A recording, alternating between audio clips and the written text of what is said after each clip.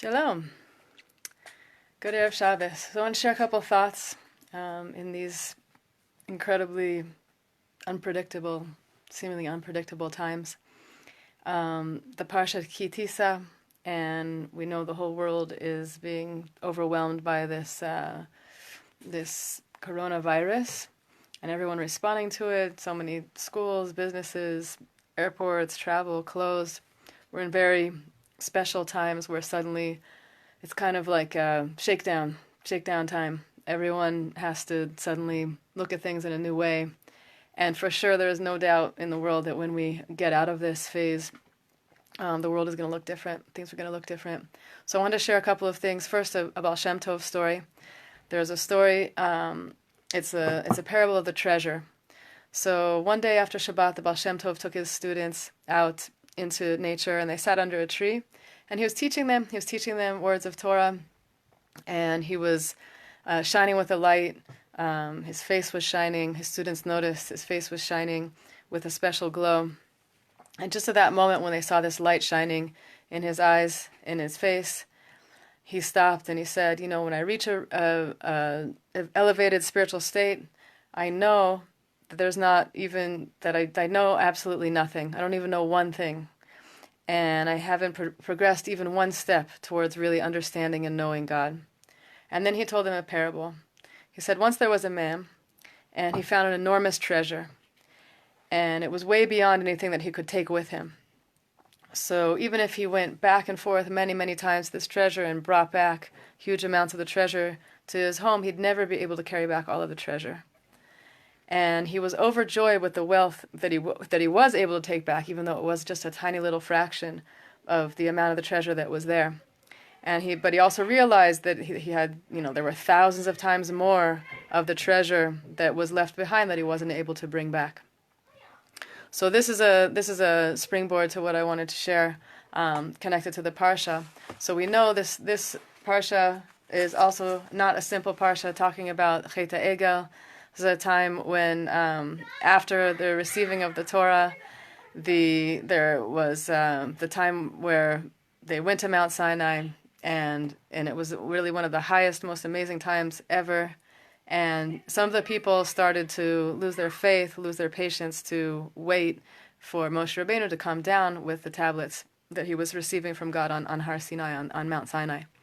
And then they created the golden calf, which was a very not helpful situation. It was a big sin, and from that, basically the great divine anger was so great that God really wanted to destroy the people and start over and say, Moshe, I'll make you a new people. These people made a big mess. I'll start with you. And Moshe Rabbeinu didn't want that at all, and he prayed for the people. He prayed for the people. How did he pray for the people? So this is specifically what I wanted to talk about, is that he prayed for the people with the 13 attributes of mercy. So this is something that comes up in prayer daily, that we do daily, but the source of it is this time. After the people sinned, Moshe Rabbeinu came before God, and he wrapped himself in a tallis, and he prayed. And there are 13 different types of mercy words which invoke this great mercy that God has on us. And we'll just run through them quickly. The first one is Hashem. It says Hashem, Hashem. Kel, Rachum, V'chanun. So God of mercy, compassionate God, gracious God, Erech Apayim, long-suffering, very patient God, V'rav Chesed V'emes, full of mercy and truth. So all of these first words describing the types of mercy that is applied to us it's just beyond, the basically the compassion outweighs anything that we ever did wrong. Not to say that we shouldn't try to do things right, but no matter what we do, we make mistakes, and no matter what happens, the mistakes that we make can be relatively serious. However serious they are, the mercy that is there for us coming from the creator of the universe is way beyond anything that we ever did wrong, anything that we ever did bad. And he goes on, and he basically, when God judges a person, he joins his attribute of mercy to the attribute of truth.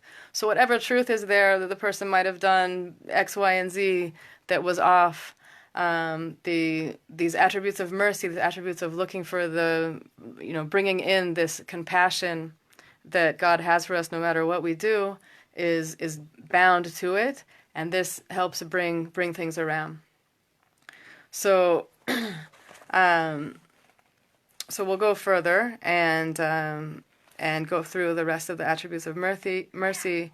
The next ones are Noter Chesed LaAlafim, guarding mercy for thousands. So this is one of my favorites. It says that if someone fulfills Hashem's mitzvot out of love for him, the merit of those mitzvot will protect his descendants until at least 2,000 generations after him. So sometimes I wonder, how are we still hanging on after all these years? And, how much good are we really able to do? We try, we do our best, but seems kind of limited what we're able to really do. But we could think back, some of our ancestors must have prayed for us out of love. And any ancestor that prayed for us out of love made this great, abundant mercy come on us for 2,000 generations, which basically covers so much time.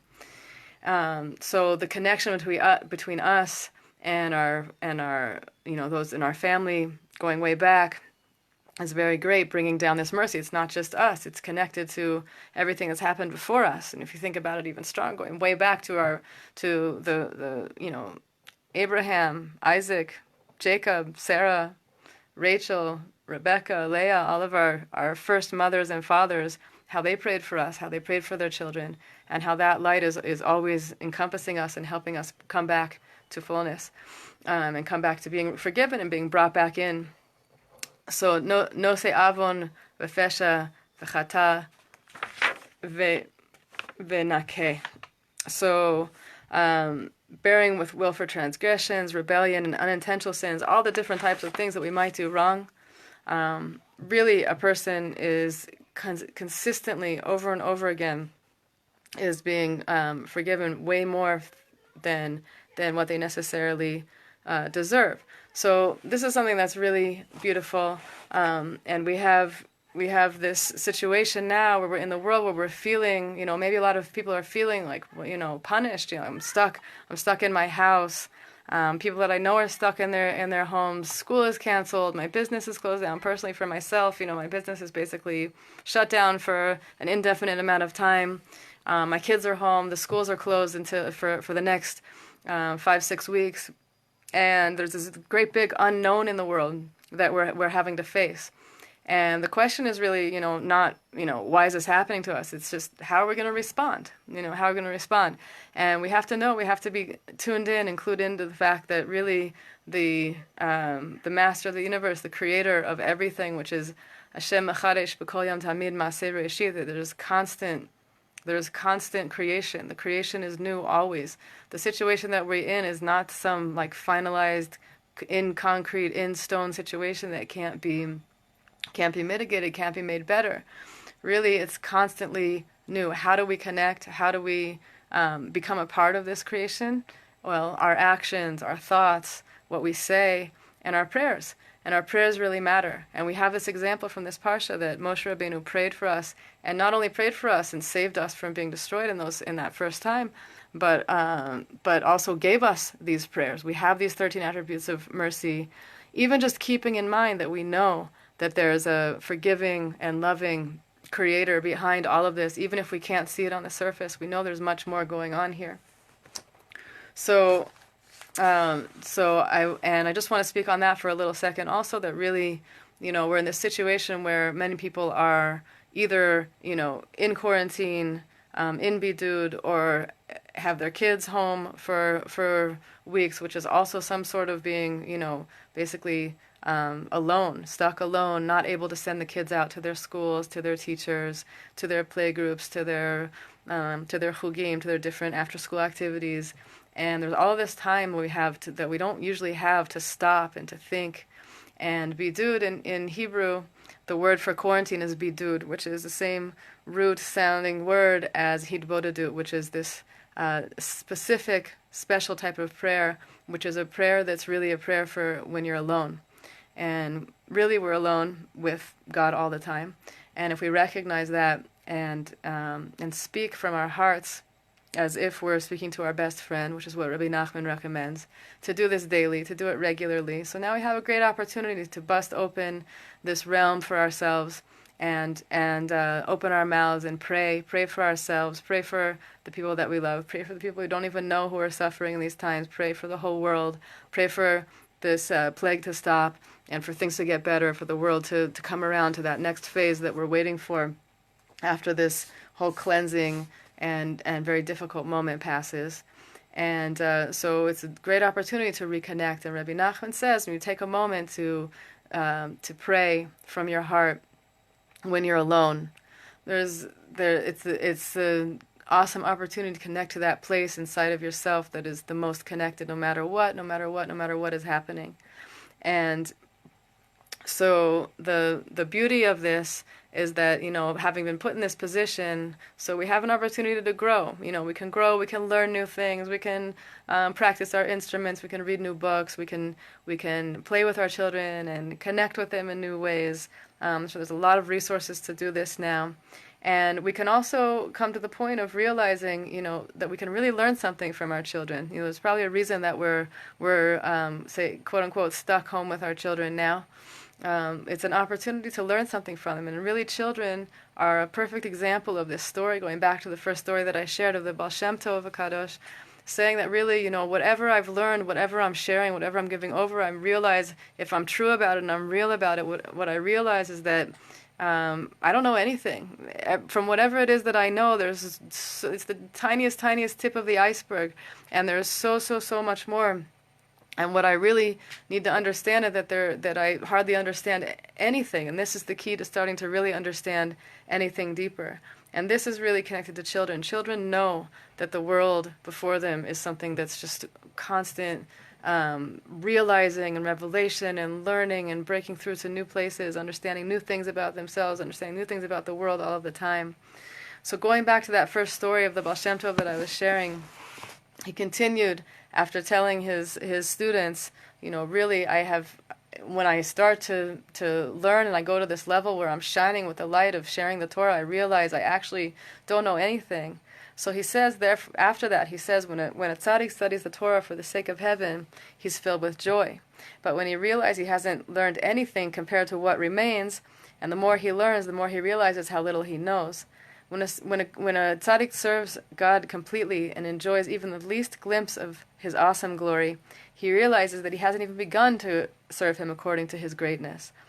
And he continued saying, bringing a pasuk saying, God's Torah is perfect, restoring the soul. Torah Hashem tamima, mashivat nefesh. This means that the soul is restored by learning these great, beautiful, deeper truths. And no matter what we do, the perfectness of God is there, and nobody's even touched the tiniest tip of the level of truth that's there for us. But it can also be translated. That's the normal level reading of that verse. But it can be taken in a different way. It says, when God's Torah is studied with perfect simplicity, Torah Hashem tamima. Tamima also means simplicity. When I look at the Torah and when I learn whatever I learn it with innocence, recognizing like a child that I don't understand. I've hardly begun to learn anything, and that it's only the beginning of learning anything. So this is what restores the soul. And just one little note on that. So in Hebrew, restoring the soul is said mashivat nafesh. That's how you say it in Hebrew. And nefesh, mashivat nafesh, is returning of the soul. So nefesh is connected to the breath, right? The nefesh, ruach, neshama, the soul is breathed into us, and we're breathing in and out all of the time this life which is coming through us. So when we come back and really this situation, this traumatic situation for really the entire world, facing this moment of recognizing, well, there's something bigger going on here. We're actually not in control like we thought we were. So connecting back to this level of simplicity of recognizing, I really have so much to learn. I really don't know anything. I have so much that is before me to learn. This is going to restore our breath, which is the type of healing that is needed specifically for this disease, for this virus that's going around. And so the learning that we do in these special, unprecedented times should not only restore our own souls, but those of our children, the people that we love, the whole world. We should see a great, huge healing coming through. And God willing, we'll see things turn around for the good very, very soon. Shabbat Shalom. Blessings.